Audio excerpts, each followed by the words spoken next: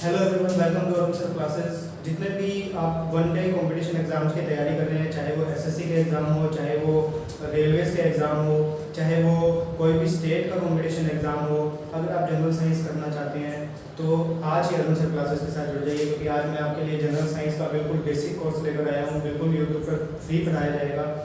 अगर आप कोई भी स्ट्रीम से बिलोंग करते हो, चाहे वो कॉमर्स स्ट्रीम हो, चाहे वो आर्ट्स स्ट्रीम हो, अगर आपको साइंस में कुछ भी नहीं आता है तो जनरल साइंस का बिल्कुल बेसिक कोर्स मैं आपके लिए जीरो से एडवांस लेवल तक का कोर्स मैं आपको यहाँ करवाऊंगा। जनरल साइंस में तीनों सब्जेक्ट्स फिजिक्स, केमिस्ट्री और बायो, तीनों सब्जेक्ट मैं आपको यहाँ करवाने वाला हूँ। जनरल साइंस के तीनों सब्जेक्ट्स मैं आपके लिए यहाँ करवाने वाला हूँ, फिजिक्स, केमिस्ट्री एंड बायो। तो सबसे पहले हम लोग बायोलॉजी से स्टार्ट करेंगे। बायोलॉजी का वेटेज जो है वो हर कंपटीशन एग्जाम में वेटेज बायोलॉजी का ज़्यादा रहता है, इसलिए हम लोग बायोलॉजी से स्टार्ट करेंगे। और बायोलॉजी एक बहुत इंटरेस्टिंग सब्जेक्ट है।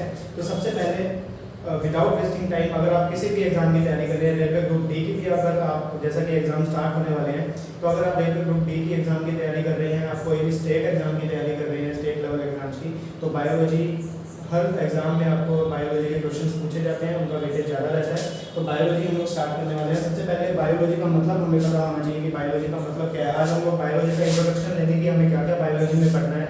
वीडियो को पूरा देखिए एंड तक। और जितना भी कोर्स मैं आपको यहाँ करवाऊँगा फिजिक्स, केमिस्ट्री एंड बायो का, इस चीज़ की मैं गारंटी लूँगा कि जितना भी मैं यहाँ पे आपको कोर्स करवाऊँगा उससे बाहर आपको क्वेश्चन देखने को नहीं मिलेगा। आपको बिल्कुल जीरो टू एडवांस लेवल यहाँ करवाया जाएगा। तो आज ही चैनल के साथ जुड़ जाइए। बायोलॉजी का मतलब होता है, बायोलॉजी को दो वर्ड्स में डिवाइड करते हैं, बायो एंड लॉजी। बायो का मीनिंग होता है जितने भी लिविंग थिंग्स होती हैं, लिविंग ऑर्गेनिज्म होते हैं, जितने भी लिविंग ऑर्गेनिज्म होते हैं उनको बायो बोला जाता है। जीवित यानी कि सजीव पदार्थ जितने भी हैं उनको बायो बोला जाता है। और लॉजी का मतलब साइंस की लैंग्वेज में होता है टू स्टडी। किसी भी चीज़ की स्टडी करना साइंस की लैंग्वेज में लॉजी कहलाता है। तो biology is a part of general science in which we study about living organism. विज्ञान की वह शाखा जिसके अंदर हम सजीव पदार्थों का अध्ययन करते हैं वो बायोलॉजी यानी कि जीव विज्ञान कहलाता है। आपको हिंदी में भी करवाऊंगा और इंग्लिश में भी करवाऊंगा, आप साथ साथ में नोट्स बना सकते हैं अपने। तो बायोलॉजी का मतलब होता है सजीव पदार्थों का यानी कि लिविंग ऑर्गेनिज्म का अध्ययन करना। जिस के अंदर हम अध्ययन करते हैं वो बायोलॉजी कहलाता है। अब लिविंग ऑर्गेनिज्म क्या होते हैं सर साइंस की लैंग्वेज में? अब जैसे मेरे सामने कैमरा रखा है तो वो नॉन लिविंग है और मैं लिविंग हूँ, तो दोनों में क्या डिफरेंस है कि वो एक नॉन लिविंग है और मैं लिविंग हूँ। तो सर साइंस की लैंग्वेज में लिविंग चीज़ वो होती है सर जो रेस्पायर कर सके। रेस्पायर मीन्स श्वसन। जो चीज़ें रेस्पायर कर सकती हैं, जो सर न्यूट्रिशन लेती हैं, जिनके अंदर न्यूट्रिशन की प्रोसेस होती है। न्यूट्रिशन मतलब पोषण, जिसके अंदर पोषण की प्रोसेस हो, खाना इंटेक करना, खाने को डाइजेस्ट करना है, ये सब जो प्रोसेस होती है, खाने को इंटेक करने की जो प्रोसेस होती है उसको न्यूट्रिशन बोला जाता है। उसके बाद आती है डाइजेशन। डाइजेशन मीन्स पाचन। खाने का पाचन होना भी तो जरूरी है ना। खाने का पाचन भी जिसके अंदर डाइजेशन की प्रोसेस होती है वो। और नेक्स्ट एक्सक्रीशन। नेक्स्ट है एक्सक्रीशन। एक्सक्रीशन मतलब उत्सर्जन। खाने का पाचन होने के बाद जो भी वेस्ट मटेरियल है उसको बाहर निकालने की जो प्रोसेस होती है उसे एक्सक्रीशन यानी उत्सर्जन बोला जाता है। और लास्ट पॉइंट है ग्रोथ, जिसके अंदर ग्रोथ हो। ग्रोथ भी होना जरूरी है ना, विकास, हिंदी में बोलेंगे विकास। जिसके अंदर विकास यानी कि ग्रोथ की प्रोसेस हो। सबसे पहले हम छोटे थे, फिर हम बड़े हुए, फिर और बड़े हुए। उसी प्रकार जिसके अंदर respire, nutrition, digestion, excretion, growth यानी कि श्वसन, पोषण, पाचन, उत्सर्जन और विकास, ये प्रोसेस जिसके अंदर 2-3 क्वालिटीज भी इनमें से मिलती है वो बायो माना जाता है। बायो मतलब लिविंग ऑर्गेनिज्म माना जाता है। तो in which we study about living organism, that is called biology. Biology सजीवों के अध्ययन करना ही बायोलॉजी कहलाता है। बायोलॉजी जो वर्ड है ये कहाँ से लिया गया? बायोलॉजी जो है वो एक ग्रीक वर्ड है। बायोलॉजी ग्रीक वर्ड है जो कि दो साइंटिस्ट थे, एल एंड टी। आप लोग ऐसे याद कर लीजिएगा, एल एंड टी। इनका पूरा नाम है लेमार्क एंड ट्रेविनियस। क्लास में ही मेरी कोशिश रहेगी कि आपको याद हो जाए, आपको दोबारा किसी भी बुक से करने की जरूरत नहीं है, सभी बुक्स का निचोड़ आपको यहाँ कराया जाएगा। लेमार्क एंड ट्रेविनियस, ये दो साइंटिस्ट थे जिन्होंने इस बायोलॉजी वर्ड को जन्म दिया, इस बायोलॉजी वर्ड को खोजा। लेकिन एक ग्रीक वर्ड है, लेमार्क एंड ट्रेविनियस ने इसकी खोज की। आगे हम पढ़ेंगे कि बायोलॉजी की कितनी ब्रांचेस होती हैं। तो सर आप लोग कहेंगे, जिन्होंने भी थोड़ी बहुत साइंस पढ़ी होगी तो आप लोग कहेंगे कि बायोलॉजी की 2 ब्रांचेस होती हैं। कौन कौन सी? Zoology and botany. जूलॉजी को हिंदी में बोला जाता है, लॉजी का मतलब टू स्टडी और जू का मतलब एनिमल। हम लोग जाते हैं ना जू देखने, तो एनिमल्स देखने तो जाते हैं ना। जीव विज्ञान या जंतु विज्ञान या प्राणी विज्ञान, जूलॉजी को बोला जाता है जंतु विज्ञान या प्राणी विज्ञान। जंतुओं के बारे में, प्राणियों के बारे में साइंस की जिस शाखा के अंदर अध्ययन किया जाता है उसे जूलॉजी बोला जाता है। और बॉटनी का मतलब होता है वनस्पति विज्ञान। साइंस की जिस ब्रांच के अंदर हम लोग वनस्पति यानी पेड़ पौधों का अध्ययन करेंगे वो बॉटनी कहलाता है, यानी वनस्पति विज्ञान कहलाता है। लेकिन आप लोग बोलेंगे कि सर 2 ब्रांचेस है, लेकिन नहीं, बायोलॉजी की मोर देन 55 ब्रांचेस हैं, जैसे कि कार्डियोलॉजी, जैसे कि न्यूरोलॉजी, माइकोलॉजी, मायोलॉजी। तो ये सब बायोलॉजी की ब्रांचेस हैं। लेकिन जो 2 मेन ब्रांचेस हैं वो आप कह सकते हैं कि जूलॉजी एंड बॉटनी है। तो जूलॉजी एंड बॉटनी जो है वो साइंस की 2 मेन ब्रांचेस हैं। इन्हीं के अंदर से 80% क्वेश्चंस आपके जूलॉजी में से बनते हैं और 20% क्वेश्चंस आपके बॉटनी में से बनते हैं। तो ज़्यादा इंपॉर्टेंट पार्ट वो जूलॉजी है। हम लोग पहले जूलॉजी से स्टार्ट करेंगे और फिर हम लोग बॉटनी करेंगे।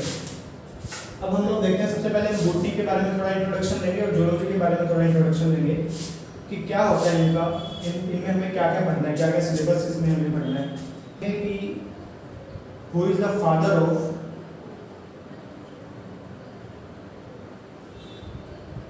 बॉटनी।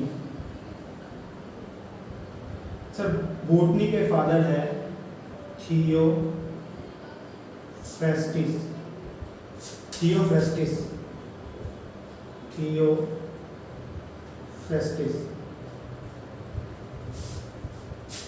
बॉटनी के जो फादर है, बॉटनी के जो जनक है, वनस्पति विज्ञान के जनक थियोफ्रेस्टिस को बोला जाता है। इनको थियोफ्रेस्टिस को बॉटनी का जनक क्यों बोला जाता है? क्योंकि इन्होंने एक बुक लिखी, हिस्टोरिया ऑफ प्लैंटेरम। इन्होंने एक बुक लिखी हिस्टोरिया ऑफ प्लैंटेरम, इसका हिंदी में भी नाम यही होगा, तो आप लोग इसी नाम को याद करेंगे। हिस्टोरिया ऑफ प्लैंटेरम जो है वो बुक लिखी किसने? थियोफ्रेस्टिस ने लिखी।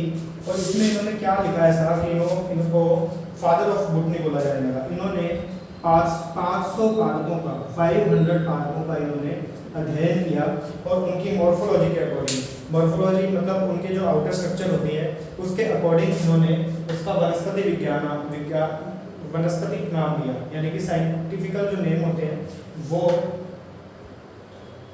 इन्होंने दिए। हर पौधे का अलग अलग नाम दिए इन्होंने। इसलिए इन्होंने काफ़ी लंबी चौड़ी रिसर्च बॉटनी में, वनस्पति विज्ञान में की थी, इसलिए इनको वनस्पति विज्ञान का फादर बोला जाने लगा। और सर इसी प्रकार जूलॉजी का भी कोई फादर होगा, जूलॉजी का भी कोई जनक होगा, कोई पिता होगा। बिल्कुल है, इसका भी फादर है।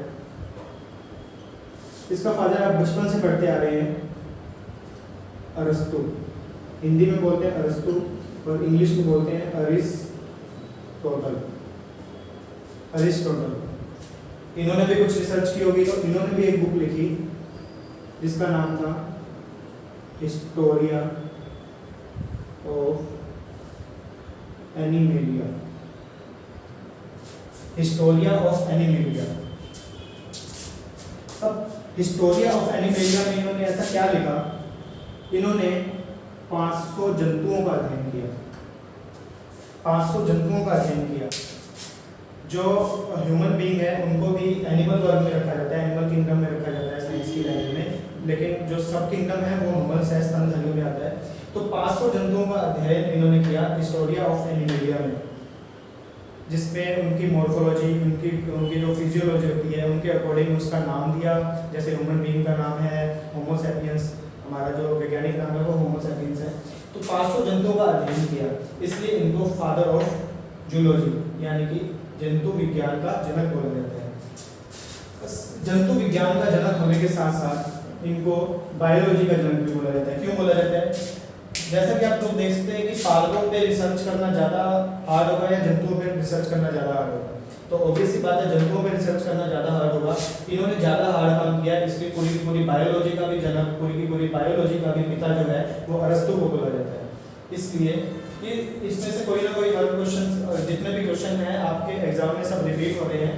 जैसे कि आपको मैं स्टार्टिंग से बताऊंगा कि बायोलॉजी शब्द का जो कौन सी लैंग्वेज से बायोलॉजी शब्द लिया गया है, तो बायोलॉजी शब्द ग्रीक लैंग्वेज से लिया गया है। ये क्वेश्चन भी आपके एग्जाम में रिपीट हुआ है, काफ़ी बार रिपीट हुआ है। बायोलॉजी शब्द की खोज किसने की थी? लेमार्क एंड फ्लेमिनियस ने की थी। जूलॉजी के जनक कौन है? जंतु विज्ञान के जनक कौन है? अरिस्टोटल, अरस्तु है। इन्होंने कौन सी बुक लिखी? Historia of animalia. Historia of animalia book किसने लिखी? अरस्तु जी ने लिखी। और हिस्टोरिया ऑफ प्लैंटेरम बुक किसने लिखी? थियोफ्रेस्टिस ने लिखी। कितने जंतुओं का, कितने पादपों का अध्ययन किया? 500 पादपों का अध्ययन किया या 500 जंतुओं का अध्ययन किया। ये सब क्वेश्चंस आपके कोई ना कोई एग्जाम्स में रिपीट होते हैं। तो जितने भी रिपीटेड क्वेश्चंस हैं, जितने भी इंपॉर्टेंट क्वेश्चंस हैं, वो आपको मैं हैंड टू हैंड बताता जाऊंगा, आप लोग नोट करते जाइएगा। बायोलॉजी की दो ब्रांचेस मैंने आपको बताई, जूलॉजी एंड बोटनी। तो सबसे पहले हम लोग जूलॉजी स्टार्ट करेंगे, क्योंकि जब ज़्यादा वेटेज जो है आपके एग्जाम्स में जूलॉजी का रहता है। जूलॉजी में हमें क्या क्या पढ़ना है, क्या हमारा सिलेबस है, आपको मैं थोड़ा सा ब्रीफ में बताऊंगा, थोड़ा सा शॉर्ट में बताऊंगा कि जूलॉजी में हमें क्या क्या पढ़ना है। सबसे पहले आपने स्कूल से आप सुनते आ रहे होंगे कि कोशिका जीवन की मूलभूत इकाई है। Cell is a basic unit of life. Cell जो है वो जीवन की मूलभूत इकाई है। अब सर कैसे है ये मूलभूत इकाई? तो आप लोगों का आंसर होगा कि सबसे पहले सेल होता है। बिल्कुल सही, आप लोग बिल्कुल सही सोच रहे हैं। Cell is a basic unit of life.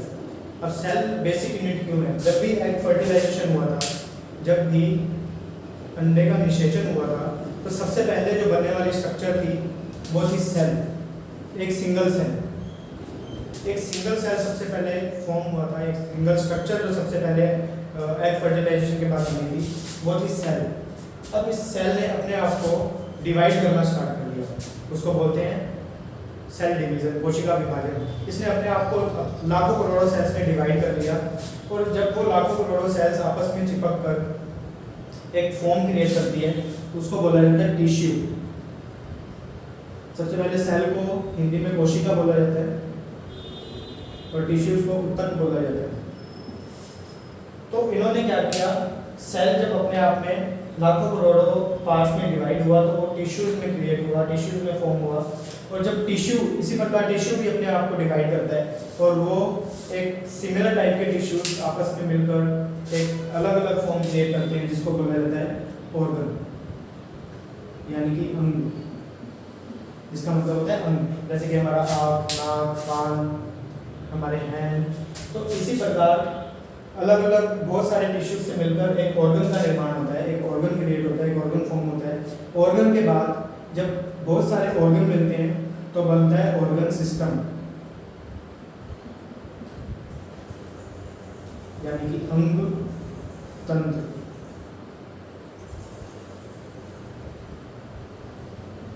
अंग तंत्र का निर्माण होता है, ऑर्गन से मिलकर ऑर्गन सिस्टम बनता है। जैसे कि हमारा जो डाइजेस्टिव सिस्टम है वो बहुत सारे ऑर्गन से मिलकर बना हुआ है। डाइजेस्टिव सिस्टम में क्या क्या आएगा, हमारा मुंह आएगा, हमारा माउथ, उसके बाद हमारी जो खाने वाली पाइप है वो आएगी, उसके बाद स्मॉल इंटेस्टाइन, लार्ज इंटेस्टाइन, छोटी आंत, बड़ी आंत, ये सब ऑर्गन सिस्टम। ऑर्गन सिस्टम मतलब ग्रुप ऑफ ऑर्गन्स है। उसके बाद ऑर्गन सिस्टम से मिलकर, बहुत सारे ऑर्गन सिस्टम से मिलकर हमारी बॉडी क्रिएट होती है। इसी प्रकार, इसीलिए जो सेल जो है, कोशिका जो है, उसको जीवन की मूलभूत इकाई बोला जाता है, क्योंकि अगर सेल नहीं होगा तो टिश्यूज नहीं बनेंगे, टिश्यूज नहीं होगा तो ऑर्गन नहीं बनेंगे, ऑर्गन नहीं होगा तो ऑर्गन सिस्टम नहीं बनेंगे और बॉडी क्रिएट नहीं होगी। इसीलिए कोशिका को जीवन की मूलभूत इकाई बोला जाता है। तो जूलॉजी के सिलेबस में यही ऑर्गन सिस्टम हमारा सिलेबस है, जिसके अंदर हमें सर्कुलेटरी सिस्टम यानी कि परिसंचरण तंत्र पढ़ना है, जिसके अंदर हम हार्ट और ब्लड के बारे में पढ़ेंगे। हमें डाइजेस्टिव सिस्टम पढ़ना है, डाइजेस्टिव सिस्टम में हम पूरा हमारे इंटेस्टाइनल, छोटी आंत, बड़ी आंत, सब चीज़ों के बारे में पढ़ेंगे। नर्वस सिस्टम, तो ये सब जो है ऑर्गन सिस्टम है, जियोलॉजी का यही सिलेबस है, हमें ऑर्गन सिस्टम में यही पढ़ना है। इसी प्रकार अगर आप बोलेंगे कि बॉटनी में सब क्या पढ़ेंगे, फिर हम बॉटनी में ऑर्गन नहीं होते हैं, बॉटनी में वनस्पतियों में, पेड़ पौधों में ऑर्गन नहीं होते हैं, पेड़ पौधों के पार्ट्स होते हैं। जैसे कि पेड़ पौधों की जड़ होती है, पेड़ पौधों का पत्ते होते हैं, तना होता है। तो उसी प्रकार हम बॉटनी में पढ़ेंगे कि किस प्रकार पेड़ पौधे अपना खाना, न्यूट्रिशन लेते हैं, किस प्रकार वो जल जो है वो नीचे से उनके ऊपर जाता है, जड़ों में, स्टेम्स में जाता है जल। उसके बाद पार्ट फोटोसिंथेसिस की प्रक्रिया होती है, प्रकाश संश्लेषण की प्रक्रिया, जिसके थ्रू जो पेड़ पौधे हैं वो भोजन का निर्माण करते हैं। उनमें भी एक्सक्रीशन होता है। एक्सक्रीशन मतलब उत्सर्जन मतलब कि जो अपना वेस्ट मटेरियल है जो वो बाहर निकालते हैं, हमने लैटिक्स और बोन सुना होगा, जो पेड़ पौधे बाहर निकालते हैं। तो इसी प्रकार बॉटनी के अंदर हम उनके पेड़ पौधों के पार्ट्स पढ़ेंगे, और जियोलॉजी के अंदर हम जंतुओं के, जिसमें हमारी ह्यूमन बीइंग भी आते हैं, वो और उनके ऑर्गन सिस्टम पढ़ेंगे, उनके ऑर्गन सिस्टम के पार्ट्स पढ़ेंगे। तो अभी हम नेक्स्ट जो हमारी वीडियो होगी उसके अंदर हम सेल से, बिल्कुल बेसिक चैप्टर है सेल, यहाँ से हम लोग स्टार्ट करेंगे, कोशिका, और उसी प्रकार हम सेल टिश्यूज, सेल कितने प्रकार के होते हैं, सेल कैसे वर्क करती है, सेल डिवीजन कैसे होता है, ये सब लोग हम सेल में पढ़ेंगे। जो भी चीज़ मैं आपको करवाऊंगा सेल पे या किसी भी पार्ट में, कोई भी क्वेश्चन मैं आपको करवाऊंगा, जो भी कोर्स मैं आपको करवाऊंगा उससे बाहर आपको क्वेश्चन देखने को नहीं मिलेगा, इस चीज़ की मैं गारंटी देता हूँ। कॉम्पिटिशन एग्जाम बिल्कुल ईजीली आप क्रैक कर पाएंगे, बिल्कुल ईजीली आप क्वेश्चन निकाल पाएंगे। इसीलिए अरुण सर क्लासेस के साथ जुड़े रहिए, चैनल को सब्सक्राइब कर दीजिए, लाइक कर दीजिए, और आगे वीडियो को शेयर भी कर दीजिएगा प्लीज़। तो मिलते हैं नेक्स्ट वीडियो में हमारे न्यू चैप्टर सेल के साथ। Thank you so much.